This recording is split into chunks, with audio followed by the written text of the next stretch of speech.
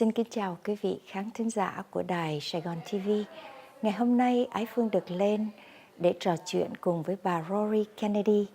Bà là người con út của ông thượng nghị sĩ Robert Kennedy, em của Tổng thống John F. Kennedy. Năm 1975, bà mới có 7 tuổi. Bố của bà, ông thượng nghị sĩ Robert Kennedy, mong muốn chấm dứt cái cuộc chiến tranh của Việt Nam, cho nên ông ra để ứng cử tổng thống và sau đó ông bị ám sát và chết. Cuốn phim Last Days in Vietnam. We today have concluded an agreement to end the war and bring peace with honor in Vietnam.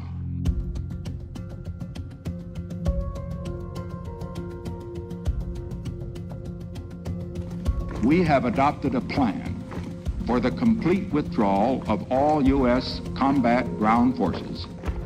We are finally bringing American men home. We who made the agreement thought that it would be the beginning not of peace in the American sense. The ambassador there was a guy named Graham Martin, a North Carolinian, just as I was. He spoke with a slow Southern drawl. He was a great gentleman. He was a cold warrior in the old stripe. He'd lost an adopted son in Vietnam to combat. And he was not going to give up South Vietnam to the communists. He was determined to keep U.S. aid flowing into Saigon. But in August 1974, Nixon resigned because of Watergate. And overnight, everything changed. Hanoi suddenly saw the road to Saigon as being open.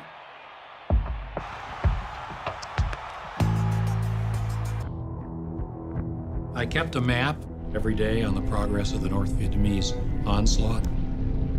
By the 5th of April, the North Vietnamese had 15, even 16 divisions heading in the direction of Saigon. They were bringing SA-2 missiles down to provide anti-aircraft cover for their forces. One Vietnamese colonel who was putting his family on the plane, he had wanted to stay in Vietnam to defend the country. And this full colonel had like 8 kids and a wife. And he was in tears, the family. The family were in tears. And I said to him, get on the plane, just go. The panic has swept from the coastal city's crowded back streets and pagodas onto runways at the airport. Our plane is surrounded here. I don't know how the hell we're going to get out. We're racing down the runway, leaving behind hundreds and thousands of people. Another dozen are there running along, grabbing at the air stair. We're pulling them on as fast as we can. There's a sea of humanity jamming on. Impossible to stop the crowd. We're pulling away. We're leaving them behind. We're pulling up with the people are falling off the air stairs. The plane is taking off. It was every man for himself. So you saw the World Airways flight being mobbed by South Vietnamese soldiers. You saw ships with thousands of refugees, including lots of soldiers. You saw out-of-control panic.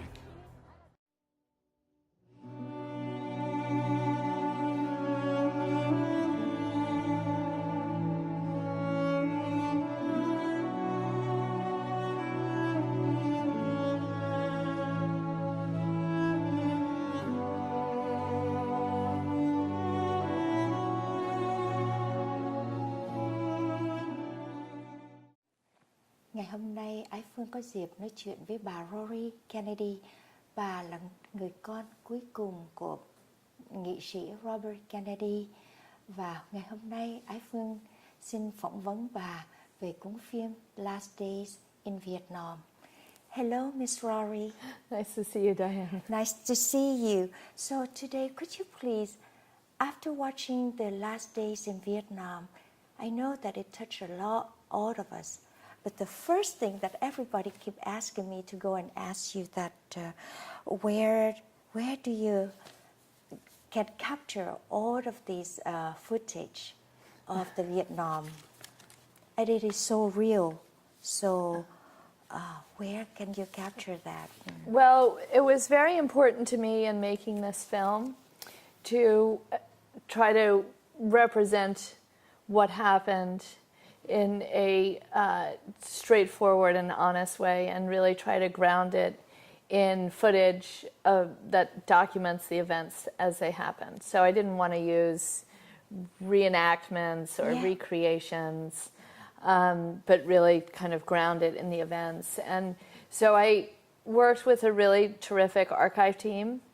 And so part of the our efforts were, instead of just calling an archive house and saying, do you have footage about the final days of the war, we would send our team into these archive buildings and they would go through the footage themselves. And so we would be able to get footage that was the raw footage that really hasn't been seen before. And then we were very lucky because I, through happenstance, met a man who was on the ship, the USS Kirk, which played a significant role in the evacuation and in our film. And he, as it turned out, was a seaman on the USS Kirk, and he had footage in his attic that he had never developed before about these events from 1975. And so I reached out to him. I heard about the footage, and I called him, and he was very protective. He was back on the East Coast, so I flew him out to California, and we developed the footage together, and it was a treasure trove of really extraordinary events. And so a lot of what you see in the film on the Kirk and on the ships and on the water is all his footage, and I'm so grateful to him. So we used, I think, about 12 or 13 minutes of his footage in the film, which is a significant amount. Yeah, it's so real and so emotional. And I think that this is so precious because you bring out the fact, non-biased, and it is so emotional. So like I saw it at the premiere with you on that day in Garden Grove. Yes, of course. But yesterday I saw it again, and tears keep running down. And I say, no, I have the honor to do the interview tomorrow, but I try not to be emotional because this is emotional, but it is a non-biased thing. It is historical. Do you plan to go and win the Oscar? No, but you know, my hope is just to get the film out there as much as possible. I think that it's an important story, and the response from the Vietnamese community has been really beautiful, and really important to me. There's, showing the film in Orange County a few weeks ago with you and others, you really just get the sense for so many people who, this was really a seminal moment in their history. And I think for many of them, they might have little snippets of memory, but to see it all together in one place, and I think the film really helps make sense of these moments for people in the Vietnamese community, and it's been quite powerful, and the response has been really overwhelmingly positive, and I'm so pleased about that. Yes. Talking and not wanting to leave the embassy because there is so many myths and many stories saying, and especially when they keep saying that the American abandoned us. No, it is completely different, and this have helped a lot of us to have a closure for the story of the fall down of Saigon in 1975. Yeah, I think that there were so many people who did the right thing during those final moments, and that story I think really hasn't been told before, and I think it's an important moment to capture on film and to help kind of adjust our understanding of what happened. But I think for so many Americans to really also appreciate what happened to the Vietnamese. And, as a country, we did abandon the Vietnamese in that moment. But I think that at least we know that there were Americans on the ground who did the right thing. Yes. And I think, one of the things that people say Americans, when they go to Vietnam is how forgiving and welcoming the Vietnamese are. And I think that the Vietnamese have an ability to distinguish between U.S. policy and Americans. Yeah. And it's so appreciated to recognize that there were people, and the film, I think, tries to celebrate both the Americans and the South Vietnamese, because there were so many South Vietnamese who were incredibly courageous at that time, like Kim Do, who, along with Richard Armitage, saved 30,000 people. Yes. I mean, it's an incredible story that really hasn't been told, and so there were so many people on both sides who really did amazing deeds during those final days. But those final days, in here, you brought the unsung hero, all of the 11th American, who was the last one who left Vietnam. They are the hero for the Vietnamese community. When we really learn, and only you can bring that to all of us, to let us know the truth, the reality at the last moment. Well, thank you. I appreciate that. And so you were, in 1975, you were very young. Yes. And what drive you to do this movie? Well, I've always been really fascinated with Vietnam. My father, Robert F. Kennedy, ran for president in this country in 1968, really because he wanted us to get out of the Vietnam War. And that was the driving force of him to enter that campaign. So I think from a very young age, Vietnam was part of my consciousness, part of my awareness. And I've always felt that it's a war that we have a lot to learn from. I think part of my interest in telling the story about the final days of the war is at the point that I was developing this, which was about a year, maybe 2 years ago now.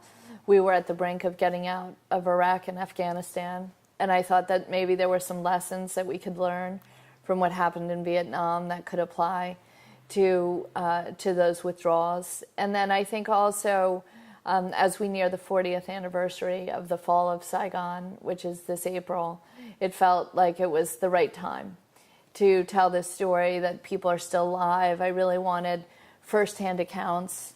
As you may have noticed in the film, we don't have historians looking back on it. We don't have a narrator. It's really the people who were in Saigon, on the ground, living through these events.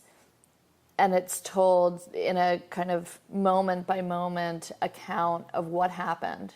And that was important to me, to keep it really grounded in the first-person experience, and help in that way transport audiences to back to Vietnam, 40 years ago, and to really understand and appreciate what happened on the ground. Yes. And how have the making of this film changed your impression? Well, I think that, like for so many Americans, that we have some understanding of what happened during those final days, but it's kind of driven by iconic images like the helicopter on top of what we think is the embassy. It's not even the embassy. So I think there were a lot of myths that we were able to get to the bottom of in the making of this film. And I think for audiences, many of them see these events and understand them really for the first time. And I think that was my perspective as well, where I thought I knew a lot more than I did, and then I was sort of really perplexed by how much I didn't know. And so I think for me to just understand what happened, and have, of course, a deeper appreciation for what the Vietnamese went through. My hope is that the film is a reminder of the human cost of war. You know, we're getting out of Iraq and Afghanistan, but I think this film raises the question, well, you know, we left Saigon, we're able to go back into our homes, our country, our comfort, but then, you know, the damn Phams of the world, who's Vietnamese, who worked with the Americans, who was a colleague, who, you know, we promised we'd get him out of the country. He spends 13 years in a re-education camp. And I think that it raises the question of what is our responsibility to the people on the ground after we leave, and what happens on the ground. You know, we're looking at ourselves now getting really back engaged with Iraq, because then you leave and there's a void, and who fills that void, and what happens to the people who are on the ground. What impression do you get after you did the movie? So, and what lesson do you want that the American to learn from the Vietnam War? Important lessons to learn from the Vietnam War, and particularly the end of the war. And I'm hopeful that the film is a reminder of the human cost of war. I think, you know, we see how the Americans leave Vietnam, and we really abandoned the Vietnamese who we had worked with, who were our colleagues, who are our family. And, you know, we're able to go back to the comfort of our own country. And then the folks like Dam Pham, who we profile in the film, was Vietnamese. He worked with the Americans. He was our colleague. He was promised that he would be helped. And he is left behind and ends up spending 13 years in a re-education camp. So I think, you know, his story represents a larger reality, which is that when we go into Iraq or Afghanistan or take on ISIS, we then create a relationship where we have responsibilities that don't necessarily end when a war ends. And I think it's important to consider some of the questions that are raised by the end of Vietnam, such as what are our goals with this war? What is our policy of withdrawing? What is our responsibility to the people on the ground? How is leaving going to impact them? What kind of void is going to be left behind? How is that going to be filled? Are there going to be further consequences as a result of that? And I think it's important to really think those things through and have answers to them before engaging. Okay. And before we leave, I would like to quote that you say that I hope you are moved watching the movie as I was making it. And yes, you have achieved your dream because we, the Vietnamese American from the United States, as well as the Vietnamese refugee from all over the world, we are moved when we watch your film. Well, I appreciate that. I think that, you know, the Vietnamese have been really loyal about going to see this film in the movie theaters, and that sends a really important message. And I just would love to encourage audiences to continue to go see it in the theater, and that's really an act of activism and sends a powerful message that this is a film that has a market that's important. And because of that, we've gone from the original plan of being only in 10 theaters to now being in over 100. And it's because the audiences keep coming, and they go to the movies, and it's allowed it to expand into many more marketplaces, which then increases the press and increases the presence of the film. So it makes a huge difference. Yes. Thank you very much, Miss Rory. Ái Phương mong cuộc đối thoại với bà Rory Kennedy nó sáng tỏ những cái gì mà chúng ta có những u uất, những câu hỏi vào những ngày cuối cùng của Việt Nam. Xin kính chào quý vị.